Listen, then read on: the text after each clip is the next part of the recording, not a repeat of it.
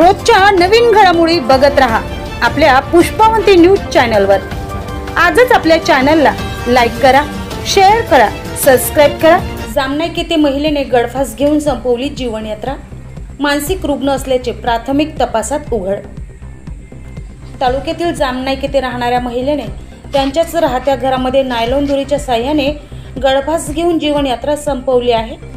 या घटनेमुळे परिसरात एकच खळबळ उडाली असून ही घटना दिनांक 28 ऑगस्ट 2025 रोजी दुपारी अंदाजे 12:30 ते 1 च्या दरम्यान उघडकीस आली आहे। मानसिक रुग्ण असल्याची प्राथमिक माहिती पोलिसांनी केलेल्या तपासात उघड झाली। कौशल्य शंकर बावणे, वय वर्ष 50, राहणार जामनाईक असे जीवनयात्रा संपवलेल्या महिलेचे नाव आहे। खंडाळा पोलीस ठाण्याच्या सूत्राकडून मिळालेल्या माहितीनुसार कौशल्य यांना 4 ते 5 दिवसांपासून मानसिक आजार जडला होता। त्यांना उपचाराकरिता अकोला येथे दाखल करण्यात आले होते।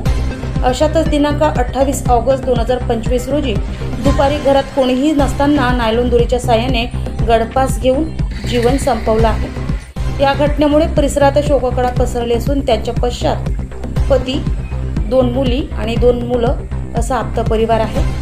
या प्रकरणाचा अधिक तपास खंडाळा पोलीस ठाण्याचे बीट जमादार संजय पवार हे करत आहेत। महिलेचे शव पुसदच्या उपजिल्हा रुग्णालयामध्ये शवविच्छेदनाकरिता दिनांक 29 ऑगस्ट 2025 रोजी दाखल करण्यात आले होते। त्यानंतर मृतदेह नातेवाईकांच्या ताब्यात देण्यात आला। पुसद प्रतिनिधी।